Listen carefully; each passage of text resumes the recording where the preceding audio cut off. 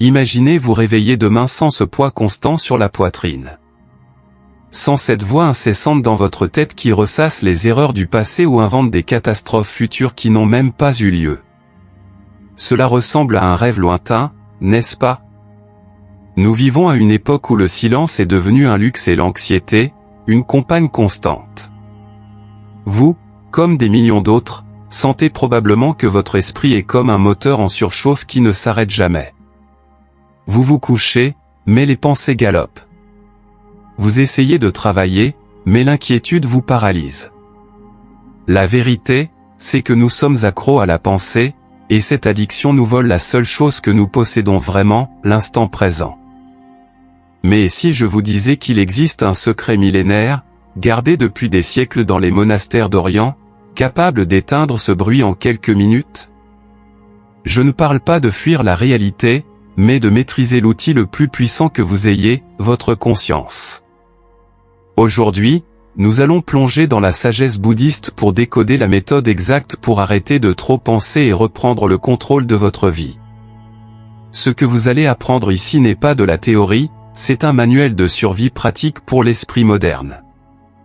Avant de révéler la première étape de ce voyage transformateur, j'ai une invitation spéciale. Si vous êtes fatigué de lutter contre vos propres pensées et cherchez une vie de véritable paix et de sens, abonnez-vous maintenant à la chaîne.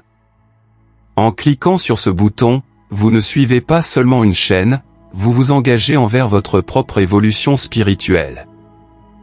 Et n'oubliez pas de laisser votre j'aime dès le début, cela montre à YouTube que ce contenu est précieux et aide à porter ce message de guérison à d'autres personnes qui, comme vous, ont désespérément besoin de paix. Ensemble, faisons taire le chaos et réveillons votre véritable puissance. Chapitre 1, la prison invisible de l'esprit et l'illusion du contrôle. Avez-vous déjà observé la nature de vos pensées? Si nous pouvions enregistrer ce qui passe par votre tête pendant seulement 10 minutes, le résultat serait effroyablement chaotique. Des fragments de conversations passées, des peurs de factures à payer, des scénarios imaginaires de disputes, des jugements sur vous-même. Le bouddhisme appelle cela l'esprit de singe, ou kapicita. Imaginez un singe ivre, sautant de branche en branche, criant et s'agitant sans cesse. C'est l'esprit non entraîné. Il n'est jamais là où se trouve votre corps. Si vous faites la vaisselle, votre esprit est à la réunion de demain. Si vous êtes en réunion, votre esprit est au dîner d'hier. Cette déconnexion fondamentale est la racine de toute notre souffrance psychologique. La première grande leçon pour arrêter de trop penser est de comprendre que vous n'êtes pas vos pensées. Cela peut sembler étrange, car nous passons notre vie identifiée à cette voix intérieure. Quand la voix dit « je suis un échec », vous y croyez. Quand elle dit « quelque chose de terrible va arriver », vous ressentez la peur comme si le danger était réel. Pourtant, l'enseignement bouddhiste nous offre une clé de libération, vous êtes le ciel, et vos pensées ne sont que des nuages passagers. Les nuages peuvent être sombres, orageux ou légers. Mais aucun nuage n'a le pouvoir de détruire le ciel. Le ciel ne fait qu'observer. Le problème, c'est que nous nous accrochons aux nuages d'orage, nous les rentrons chez nous et disons « ceci est moi ». Pourquoi faisons-nous cela? Pourquoi l'esprit humain a-t-il évolué pour devenir cette machine à anxiété? La réponse réside dans notre besoin primitif de contrôle. Autrefois, trop penser était un avantage évolutif pour survivre aux prédateurs. Le cerveau est conçu pour détecter les menaces, pas pour être heureux. Le problème, c'est que nos prédateurs modernes sont des emails, l'opinion des autres ou l'incertitude économique. Ce vieux mécanisme de défense se déclenche tout le temps, créant cet état d'alerte chronique que nous appelons stress et overthinking. Le Bouddha enseignait que la douleur est inévitable, mais la souffrance est optionnelle. Il a illustré cela avec la parabole de la deuxième flèche. Imaginez que vous recevez une flèche dans le bras. Cela fait mal physiquement. C'est inévitable. Mais immédiatement, votre esprit réagit, « Pourquoi moi ? Quel malheur ! Et si ça s'infecte ? Cette réaction mentale, cette narration dramatique, c'est la deuxième flèche. Et c'est elle qui nous fait saigner émotionnellement. Trop penser, c'est essentiellement nous tirer nous-mêmes la deuxième, la troisième, la millième flèche.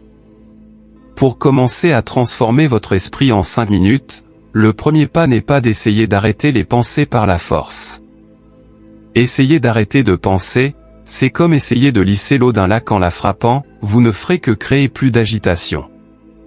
Le secret est l'observation détachée. C'est développer la capacité de remarquer que vous pensez, sans monter dans le train de la pensée. Imaginez que vous êtes assis au bord d'une rivière. Les pensées sont des troncs qui passent. La plupart des gens sautent à l'eau et essaient d'attraper les troncs, se noyant dans leurs propres histoires. Le pratiquant bouddhiste reste sur la rive. Il voit passer une pensée d'inquiétude et la laisse aller. Il ne juge pas la rivière, il ne l'arrête pas. Il observe simplement. Ce passage de participant au drame à observateur de la pièce est ce que nous appelons la métaconscience. Quand vous réalisez que vous pensez trop, vous créez un espace. Dans ce micro-espace entre le penseur et la pensée, réside la liberté. La compulsion de trop penser naît de l'illusion que si nous réfléchissons assez, nous aurons le contrôle. C'est un mensonge. La clarté ne vient pas de la rumination, elle vient du silence, quand la poussière retombe et que l'eau redevient limpide. Nous ne sommes qu'au début. Ce que nous avons discuté est la fondation, reconnaître que vous êtes l'observateur, pas le bruit. Mais comment appliquer cela quand la tempête est trop forte ? Dans les prochains chapitres, nous détaillerons les techniques exactes de respiration et de posture que les moines utilisent pour ancrer cette conscience. Profitez de cet instant pour réfléchir. Si ce contenu résonne en vous, si vous sentez qu'il est temps d'arrêter de lutter contre vous-même, vérifiez maintenant si vous avez laissé votre j'aime. Ce petit geste aide l'algorithme à porter la paix à d'autres esprits inquiets. Et si vous n'êtes pas encore abonné, faites-le maintenant pour ne pas manquer la suite. L'esprit inquiet est comme un verre d'eau boueuse. Si vous continuez à remuer, elle ne sera jamais claire. Mais si vous la laissez tranquille, la boue se dépose et l'eau devient transparente. La clarté vient du repos. Le bouddhisme nous invite simplement à être. Et c'est dans l'être que nous trouvons la sécurité que la pensée n'a jamais pu nous donner. La vraie sécurité, c'est savoir que vous avez la stabilité intérieure pour faire face à tout ce qui arrive. En terminant ce premier chapitre, je vous laisse un exercice simple, devenez un chasseur de pensées. N'essayez pas de les changer. Remarquez simplement combien de fois votre esprit quitte le présent. Chaque fois que vous le ramenez gentiment là où vous êtes, vous faites une pompe mentale. Vous renforcez le muscle de la présence. Préparez-vous, car au prochain chapitre, nous entrerons dans la technique physique qui agit comme un frein d'urgence pour l'anxiété. Chapitre 2, l'encre biologique, le frein d'urgence de la respiration. Bienvenue à nouveau dans votre voyage de transformation mentale. Au chapitre précédent, nous avons découvert que vous n'êtes pas la voix dans votre tête, mais celui qui l'écoute.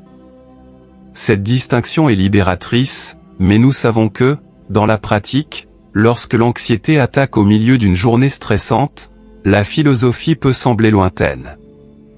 Vous avez besoin de quelque chose de tangible. Une encre physique au milieu de la tempête. C'est exactement ce que nous allons vous donner maintenant, la technique fondamentale qui sert de base à toute méditation bouddhiste et qui a le pouvoir biologique de pirater votre système nerveux. Avant de plonger dans cette technique, je veux renforcer notre pacte de croissance.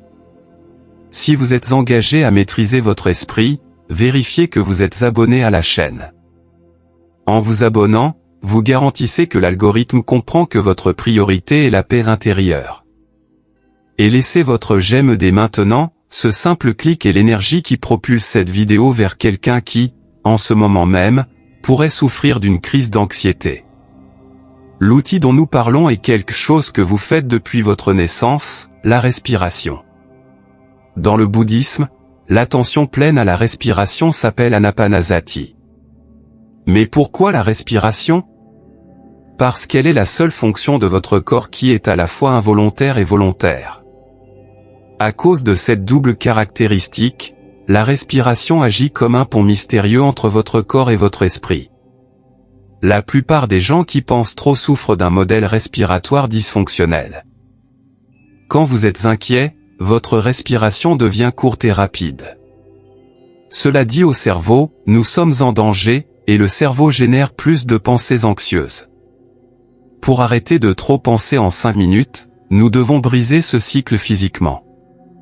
L'esprit n'écoute pas les mots quand il panique, mais il écoute le corps. La méthode commence par le retour au corps. Imaginez que votre attention est un faisceau de lumière. La pratique d'Anapanasati vous demande de concentrer ce faisceau sur un seul point, la sensation physique de l'air qui entre et sort. Voici comment cela fonctionne en pratique. La première étape est la posture. Le corps influence l'esprit. L'instruction classique est de s'asseoir avec la colonne droite, comme si un fil invisible tirait le sommet de votre tête vers le ciel, mais en gardant les épaules détendues. Cette posture de dignité détendue envoie un signal immédiat de calme au cerveau. Si vous aimez apprendre cette connexion entre biologie et spiritualité, n'oubliez pas de laisser votre j'aime. C'est très important pour nous. Avec la posture alignée, portez l'attention à l'entrée des narines. Ne forcez pas la respiration. Le secret bouddhiste est l'acceptation de la réalité telle qu'elle est. Observez simplement. Est-ce court? Long? Sentez la température de l'air.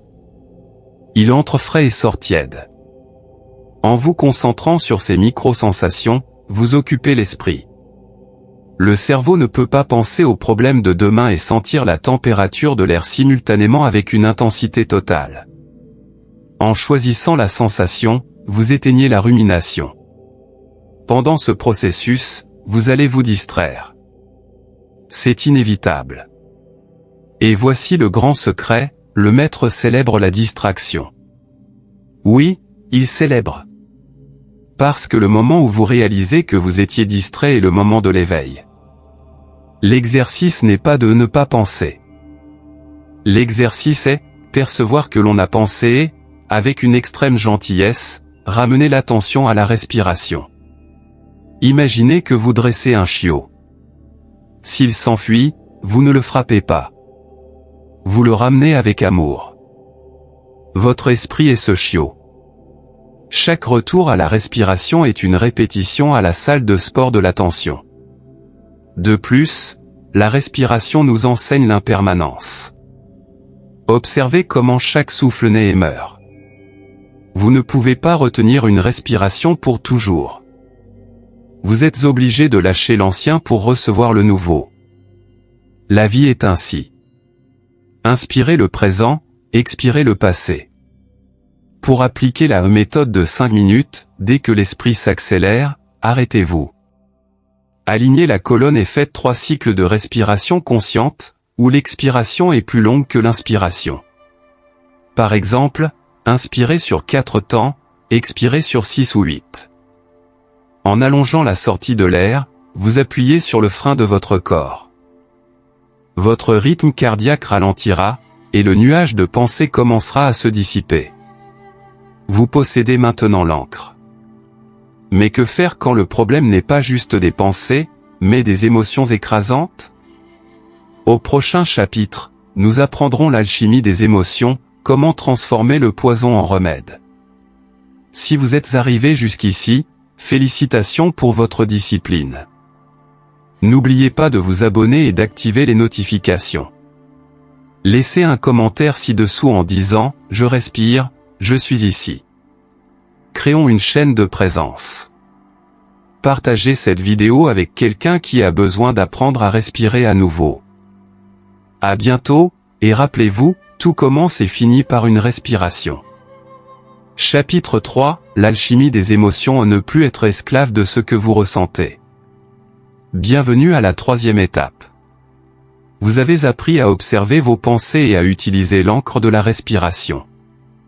Mais soyons honnêtes, il y a des moments où un ouragan émotionnel nous frappe. La colère qui brûle, la peur glaciale ou la tristesse profonde. Quand ces vagues géantes frappent, juste observer peut sembler impossible. Aujourd'hui, nous allons apprendre à arrêter de fuir ces émotions et commencer à les utiliser comme carburant pour votre croissance.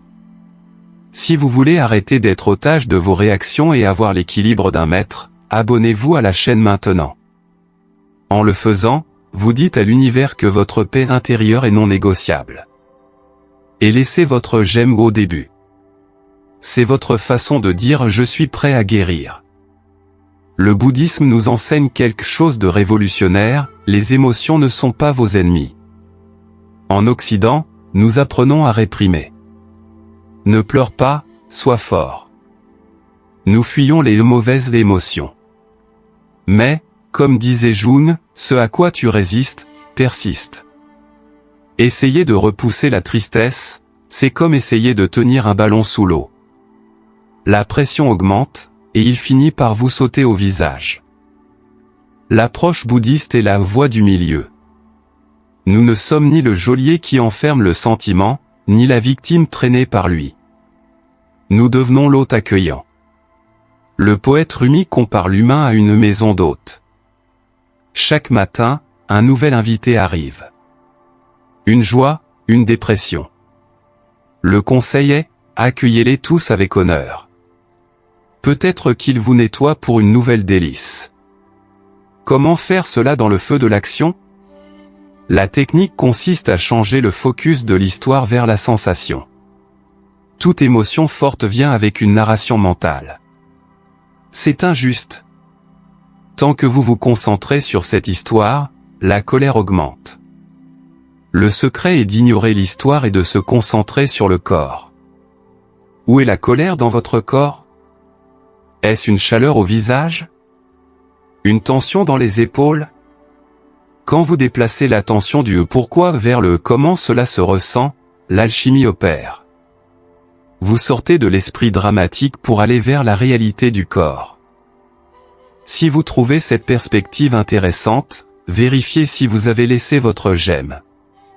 Le maître Thich Nhat Hanh enseignait de traiter nos émotions comme une mère traite un bébé qui pleure. Elle ne le frappe pas, elle le prend dans ses bras. Elle dit, je suis là, je sais que tu souffres. Nous devons faire de même avec notre colère. Dites intérieurement, bonjour ma colère. Je sais que tu es là. Je vais prendre soin de toi. La gentillesse dissout la tension. En observant la sensation physique sans jugement, vous découvrirez son impermanence. Chimiquement, une émotion dure environ 90 secondes dans le corps. Tout le reste, c'est vous qui réactivez le circuit par vos pensées. Si vous surfez sur la vague de la sensation pure, elle se dissoudra. Un autre outil vital est le pouvoir de nommer pour apprivoiser. Quand une émotion vous frappe, identifiez-la. Au lieu de dire « je suis triste », ce qui crée une identité fixe, dites « je ressens de la tristesse » ou « il y a de l'anxiété en moi ».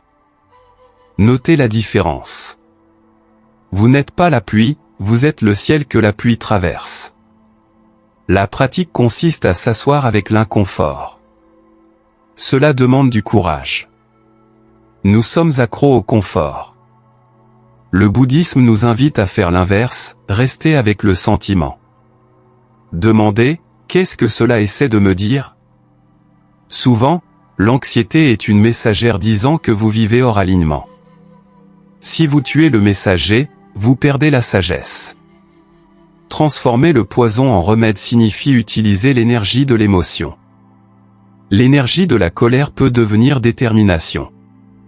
L'énergie de la peur peut devenir prudence. Le lotus, symbole du bouddhisme, ne fleurit que parce que ses racines sont dans la boue. Sans boue, pas de lotus. Sans souffrance, pas de sagesse. Je vous propose un pacte. La prochaine fois qu'une émotion forte surgit, ne réagissez pas immédiatement. Offrez-vous le cadeau de la pause. Respirez. Localisez l'émotion. Nommez-la. Accueillez-la. Vous découvrirez que vous êtes bien plus vaste que tout ce que vous pouvez ressentir. Au prochain chapitre, nous étendrons notre vision. Comment arrêter de trop penser à ce que les autres pensent de nous? Nous allons dévoiler l'illusion du jugement. Si ce chapitre vous a touché, abonnez-vous maintenant. Laissez un commentaire avec le mot « accueil ». Voyons combien d'entre nous sont prêts à s'accueillir eux-mêmes. Partagez cette vidéo avec un ami à fleur de peau. À bientôt. Chapitre 4, le miroir des autres, se libérer de la peur du jugement. Bienvenue au 4e stade. Nous avons exploré votre univers intérieur. Mais souvent, dès que nous sortons dans le monde, nous sommes frappés par une flèche différente, le regard des autres. Combien de fois avez-vous tué votre voix par peur du « qu'en dira-t-on » ? Combien de nuits avez-vous perdu à ressasser une conversation ? La peur du jugement est une prison cruelle. Aujourd'hui, nous utiliserons la sagesse bouddhiste pour briser les chaînes de l'approbation sociale. Si vous sentez que vous marchez sur des œufs pour plaire à tout le monde en vous oubliant vous-même, ce chapitre est pour vous. Abonnez-vous à la chaîne maintenant pour sceller votre liberté. Et laissez votre j'aime au début, c'est un acte de courage qui montre que vous êtes prêt à retirer le masque. Le bouddhisme offre une perspective radicale, le problème n'est jamais l'autre. Le problème est notre propre ego. Quand nous sommes obsédés par ce que les autres pensent, nous sommes en réalité coincés dans une forme d'auto-obsession. Nous croyons être le centre de l'univers, victimes de l'effet projecteur. La vérité nue, c'est que les gens sont trop occupés à penser à eux-mêmes pour perdre du temps à vous juger. Le moine libre est celui qui a réalisé qu'il n'y a personne qui regarde le spectacle, car chacun regarde son propre film mental. Pour illustrer cela, il existe la parabole zen du bateau vide. Imaginez que vous ramez sur un lac brumeux. Un autre bateau vous fonce dessus. Il ne dévie pas, boum. Il vous percute. Vous explosez de colère. Vous vous levez pour insulter le rameur, mais vous réalisez que le bateau est vide. Il s'est simplement détaché. Immédiatement, votre colère disparaît. Contre qui allez-vous crier? La colère s'effondre car il n'y a pas d'autre à blâmer. La leçon profonde est, tous les bateaux sont vides. Quand quelqu'un vous insulte, cette personne est poussée par les vents de ses conditionnements passés et de ses douleurs. Le chef qui crie ne crie pas contre vous, il crie parce qu'il est plein de stress. Il est un bateau vide. Quand vous comprenez cela, vous arrêtez de prendre les offenses personnellement. Vous devenez intouchable, non par arrogance, mais par compréhension. Si ce changement de perspective a du sens pour vous, vérifiez si vous avez laissé votre j'aime. Un autre concept clé est la compassion, ou karuna. Souvent, nous mettons ceux qui nous jugent sur un piédestal. Le bouddhisme nous invite à les voir avec des yeux humains. La critique destructrice est toujours un aveu de malheur. Les gens heureux ne détruisent pas les autres. Quand quelqu'un pointe le doigt vers vous, il projette ses propres ombres. Votre peur se transforme alors en compassion. Quelle douleur doit-il ressentir pour avoir besoin de rabaisser quelqu'un? Se libérer du jugement ne signifie pas devenir insensible. Cela signifie chercher la validation au bon endroit. Le Bouddha a enseigné, soyez votre propre île. Atadipa Viharata. Votre conscience, quand elle est propre, est le seul juge qui compte. Si votre intention est bonne, ce que dit le monde n'est que du bruit. Vous n'êtes pas ce qu'ils disent, vous êtes ce que vous êtes. Une pratique puissante est le changement de focus. L'anxiété sociale est un excès de moi. De quoi ai-je l'air? Pour guérir, changez le focus vers elle et autres, avec l'intention de servir. Au lieu de penser à ce que vous pouvez obtenir, approbation, pensez à ce que vous pouvez offrir, un sourire, une écoute. Le service dissout l'ego. De plus, Rappelez-vous l'impermanence des opinions. L'opinion publique est volatile comme le vent. Construire son estime de soi sur l'opinion d'autrui, c'est construire une maison sur le sable. Construisez sur le roc de votre intégrité. Ne acceptez pas les cadeaux que vous ne voulez pas. Une histoire raconte que le Bouddha fut insulté. Il écouta en silence puis demanda, « Si vous offrez un cadeau et que la personne le refuse, à qui appartient le cadeau ?» L'homme répondit, « À moi. » Le Bouddha sourit, « Exactement. Je n'accepte pas vos insultes, elles restent vôtres. Je vous propose un défi, faites quelque chose que vous avez envie de faire mais qui vous fait peur d'être jugé. Portez ce vêtement, exprimez cette opinion. Faites-le et observez. Le ciel va-t-il tomber?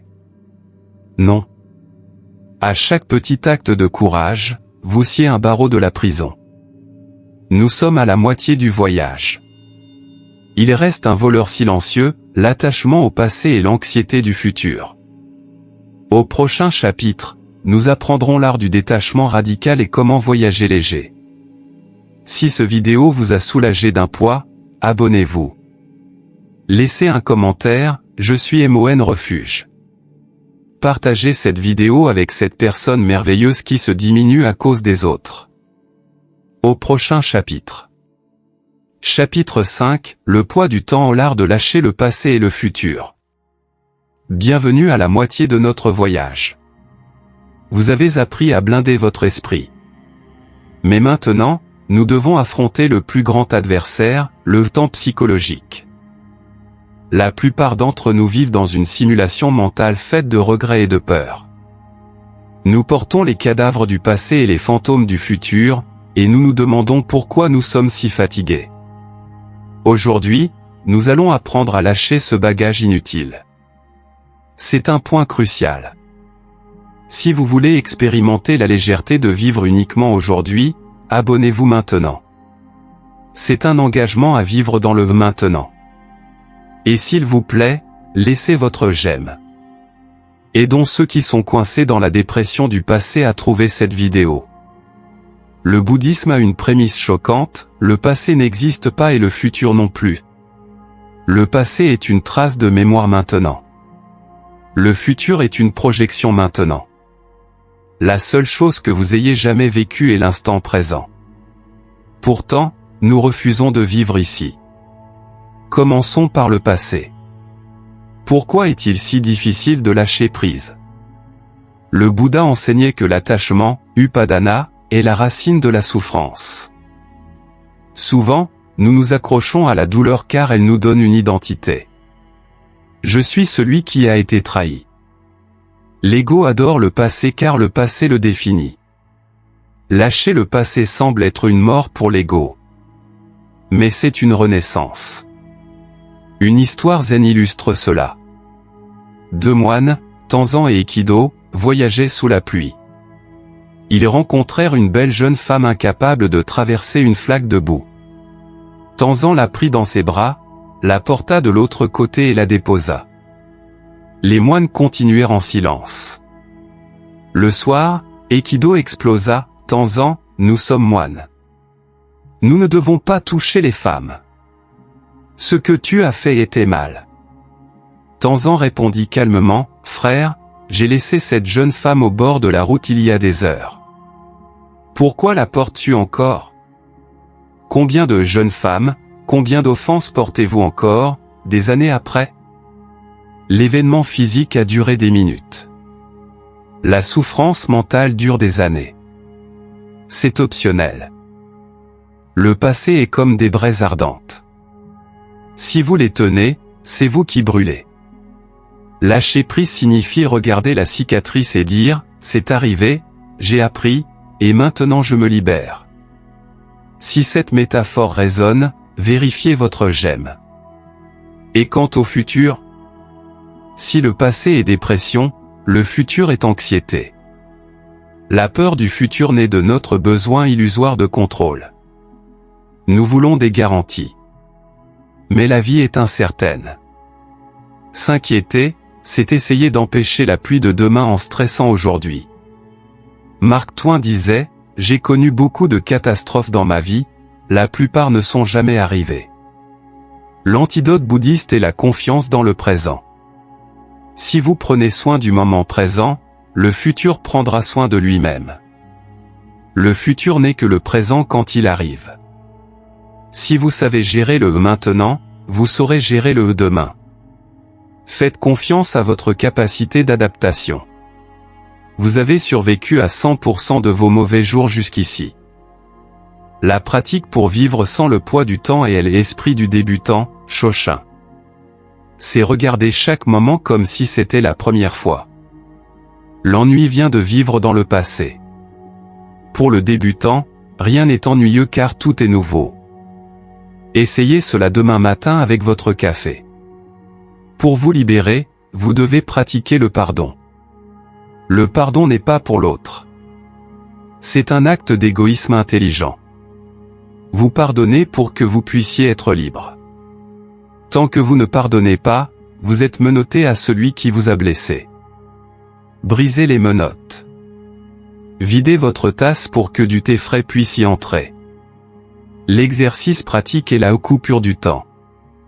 Au long de la journée, dès que vous ruminez, visualisez des ciseaux dorés coupant les fils qui vous lient à ces illusions. Dites mentalement « je coupe ».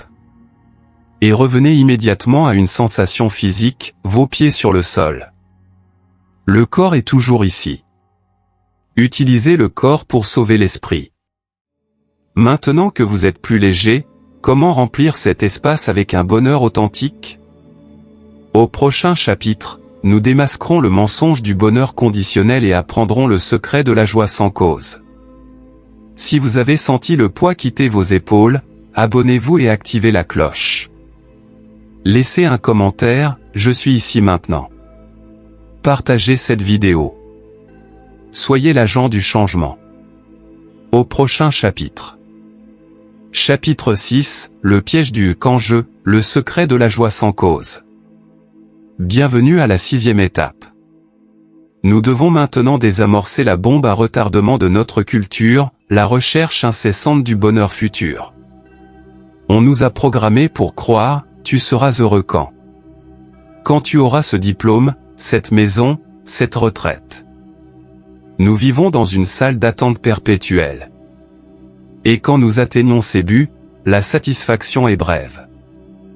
Aujourd'hui, nous allons démonter ce tapis roulant hédonique et découvrir le secret bouddhiste pour être heureux ici et maintenant. Si vous êtes épuisé de courir après une carotte inatteignable, abonnez-vous à la chaîne maintenant. C'est le pas le plus important pour sortir de la course au rat. Et s'il vous plaît, laissez votre j'aime. C'est un vote pour la joie, contre l'anxiété. Le bouddhisme décrit le royaume des fantômes affamés, preta. Des créatures aux ventres énormes mais aux bouches minuscules, insatiables. C'est la métaphore de l'esprit consumériste moderne. Nous dévorons des produits et des likes, mais notre âme reste vide. L'erreur fondamentale est de confondre plaisir et bonheur, sukha. Le plaisir est temporaire et externe, manger du chocolat. Le bonheur est interne, stable et indépendant des circonstances. La société nous vend du plaisir car le plaisir est rentable. Le bonheur ne l'est pas. Le grand mensonge est que le succès apporte le bonheur. En réalité, le bonheur apporte le succès. Quand vous conditionnez votre joie au futur, je serai heureux quand j'aurai 1 million, vous entraînez votre cerveau à vivre dans la pénurie maintenant. Vous dites à vous-même, mon moment présent est insuffisant. Si vous reconnaissez ce schéma de jamais assez, vérifiez si vous avez laissé votre j'aime. L'antidote est le centuti, ou contentement. Ce n'est pas de la résignation. C'est faire la paix avec le présent tout en marchant vers le futur.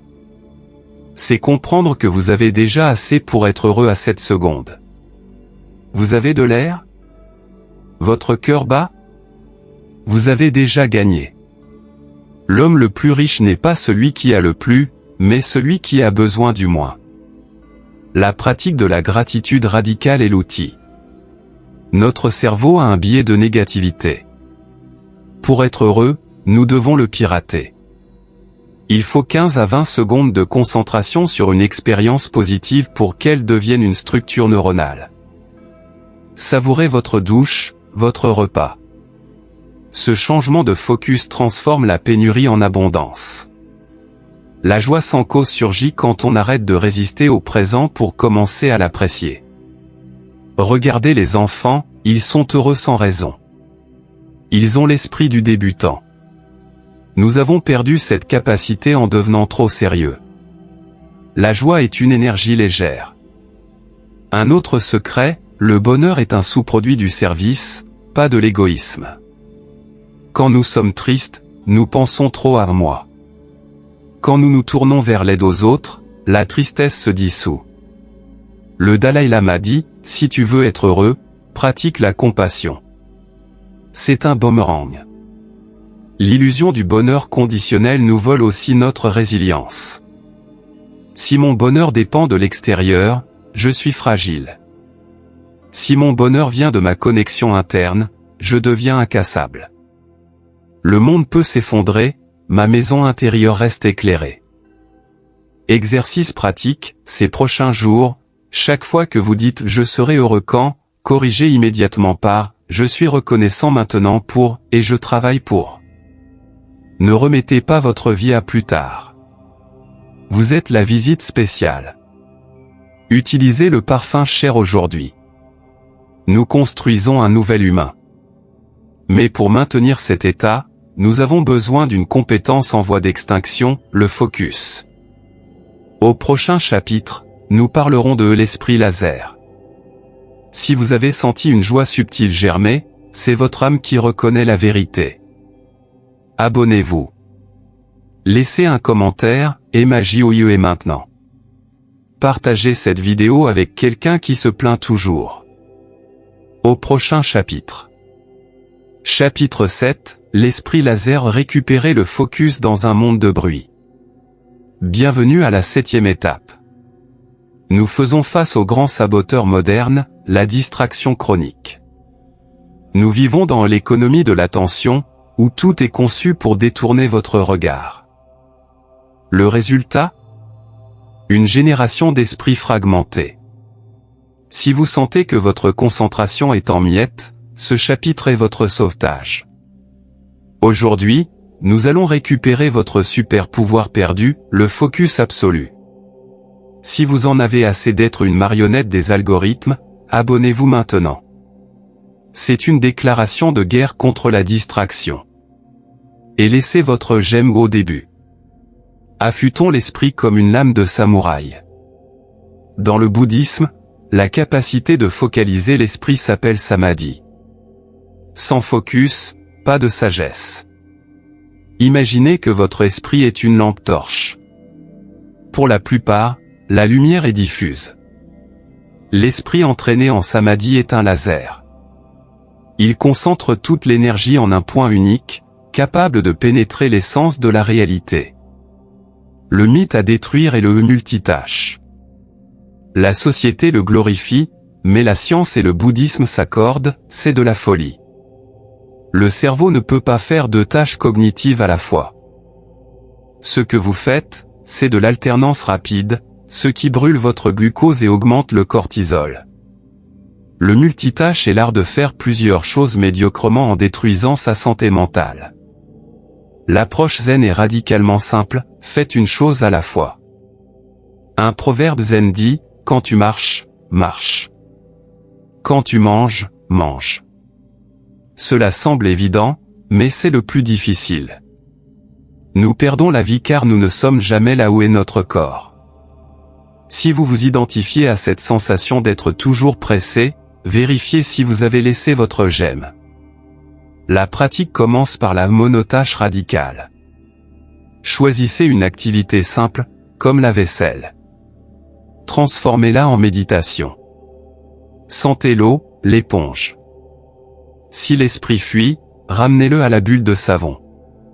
Vous entraînez votre cerveau à rester ici et maintenant. Cette compétence se transfère ensuite à votre travail, permettant le travail profond, deep work. Pourquoi est-ce si difficile ? parce que nous sommes accros à la dopamine des notifications. Le focus ne libère pas de dopamine immédiate. Pour vaincre cela, pratiquez le jeûne de dopamine. Réservez des blocs de temps totalement hors ligne. Au début, ce sera douloureux. Mais si vous persistez, vous entrerez dans le flow, où le temps disparaît. Une autre dimension profonde est le rapport entre focus et amour. Simone Weil disait, « L'attention est la forme la plus rare et la plus pure de générosité. » Quel est le plus beau cadeau que vous puissiez offrir? Votre attention totale. Écouter quelqu'un avec samadhi, sans préparer sa réponse, c'est créer un espace de guérison. C'est un acte d'amour. Pour appliquer l'esprit laser, utilisez les transitions conscientes. Avant de commencer une nouvelle tâche, arrêtez-vous 30 secondes. Fermez les yeux. Respirez. Définissez l'intention. Ce petit rituel protège votre focus. La distraction est une forme d'aversion. Nous fuyons le présent. Mais la vraie satisfaction se trouve en plongeant profondément dans la réalité. Même une tâche ennuyeuse devient fascinante avec une attention pleine. Un maître zen voit l'univers dans une tasse de thé. L'anxiété vit dans la fragmentation, je dois faire 1000 choses. Le focus vit dans l'unité, je fais cette chose. La paix est le résultat d'un esprit unifié. Nous approchons de la fin. Comment maintenir cela à long terme?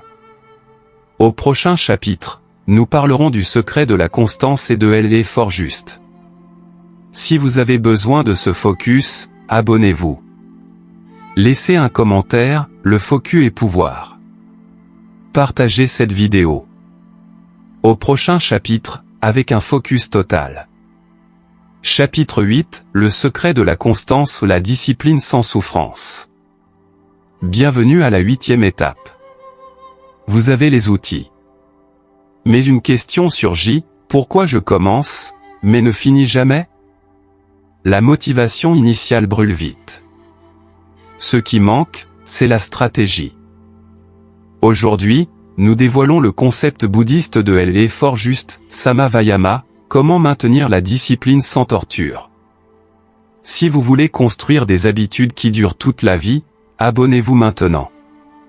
C'est le pas qui sépare les curieux des pratiquants. Et laissez votre j'aime.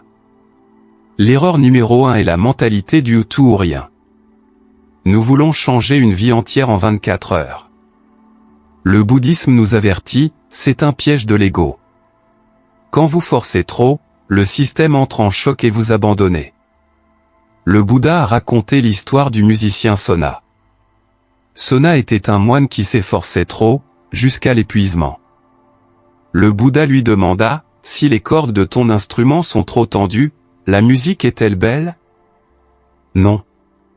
Et si elles sont trop lâches? Non plus. Le Bouddha conclut, la pratique spirituelle est comme accorder un instrument. Trouve le point médian. C'est l'essence de l'effort juste. La constance bat l'intensité. Il vaut mieux méditer 5 minutes chaque jour qu'1 heure par mois. Abandonner le saut quantique et tomber amoureux des petits pas, Kaizen.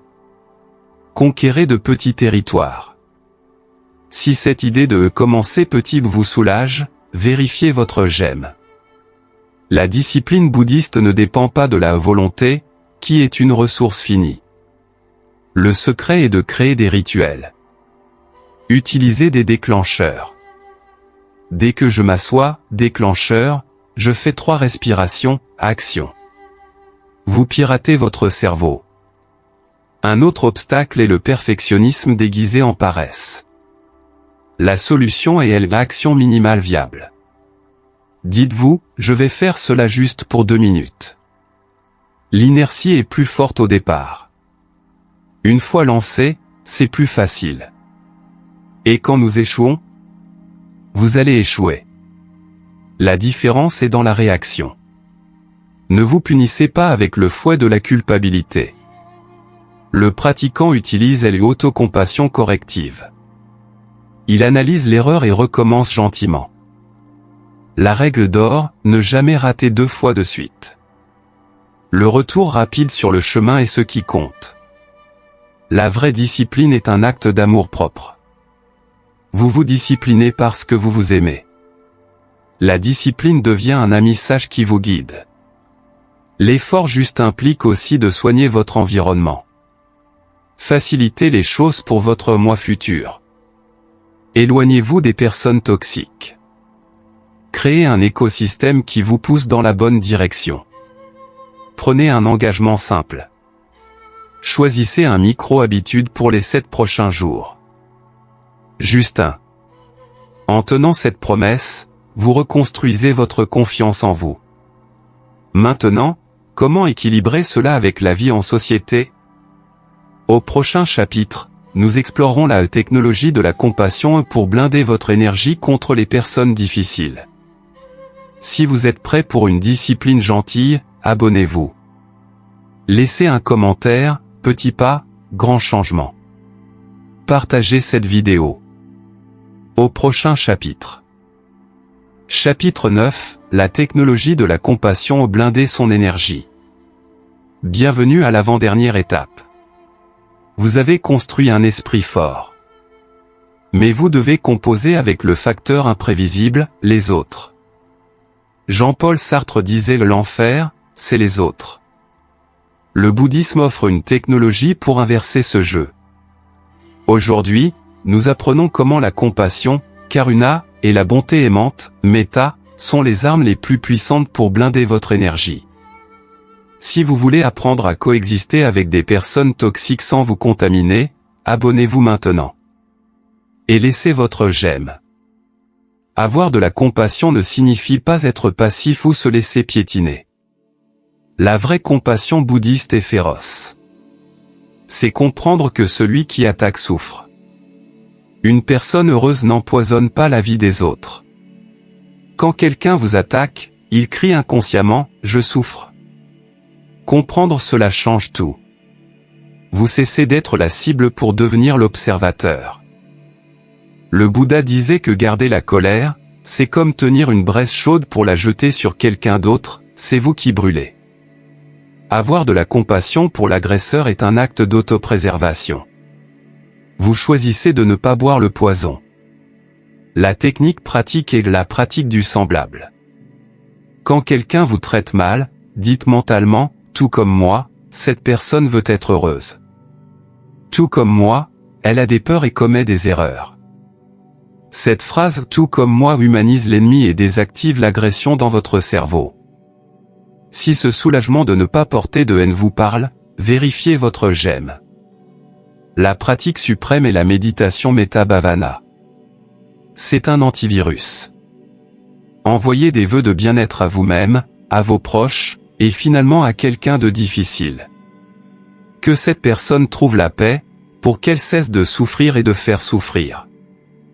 En faisant cela, vous coupez le cordon énergétique du rancœur. L'amour libère. L'autocompassion est aussi cruciale. Ne soyez pas votre propre bourreau. Traitez-vous comme votre meilleur ami. Accueillez vos ombres. La vulnérabilité nous connecte. Cette technologie crée un effet cascade. Les émotions sont contagieuses. Si vous maintenez le calme et le regard compatissant, vous forcez le système nerveux de l'autre à se calmer. La gentillesse est une force qui fait fondre la rigidité. Pour le quotidien, utilisez le bouclier de lumière. Visualisez une lumière autour de vous. Intention, seul l'amour entre, seul l'amour sort. Ne soyez pas une poubelle pour les frustrations des autres. Poser des limites claires est une forme élevée de compassion. En pratiquant Metta, le monde semble plus amical car votre projection change. Vous attirez des personnes qui vibrent sur la même fréquence. Nous arrivons à la fin.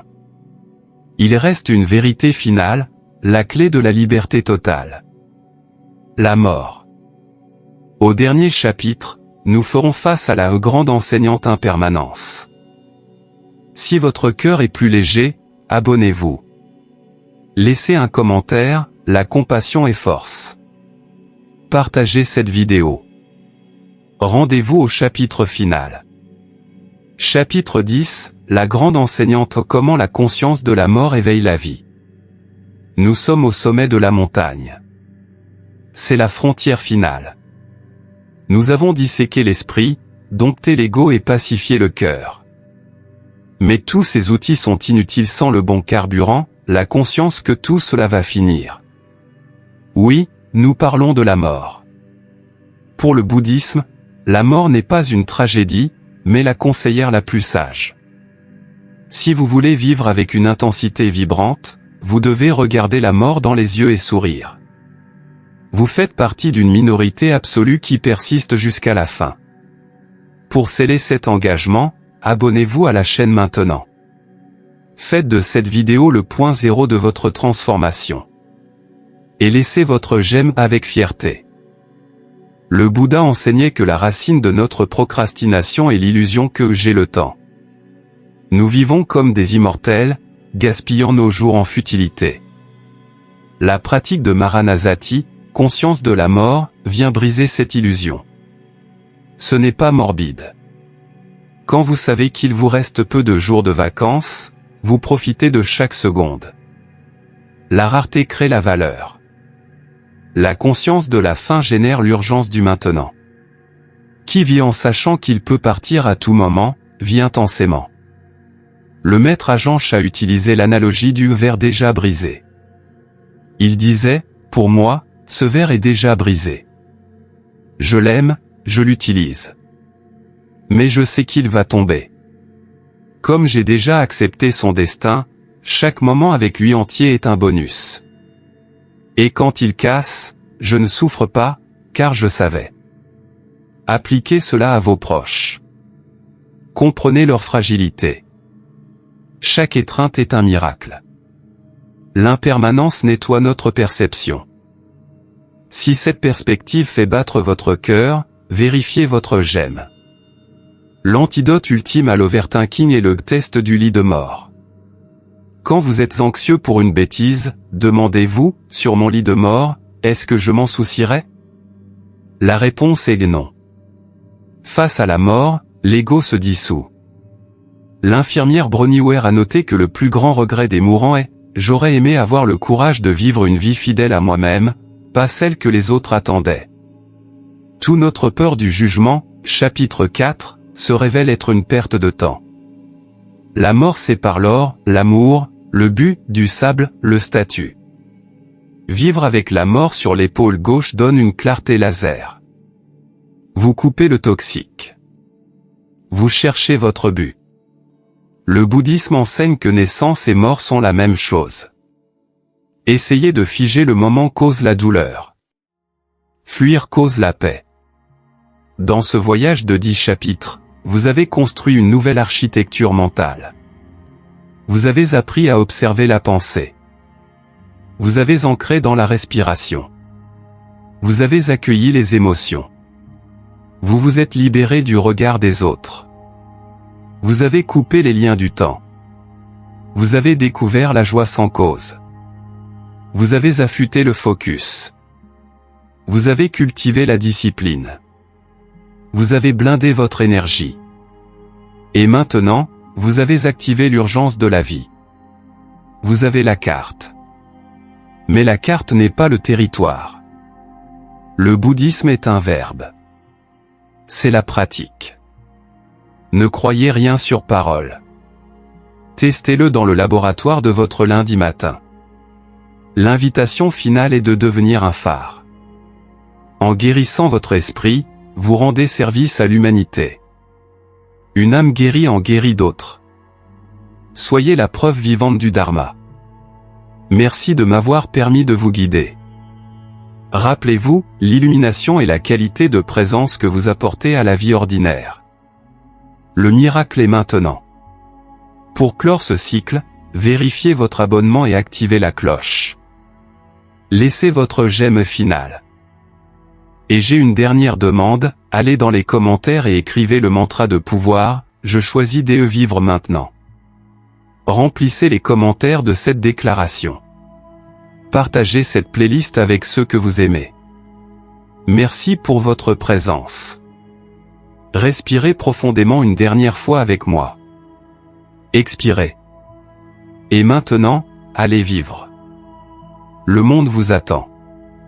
Namasté.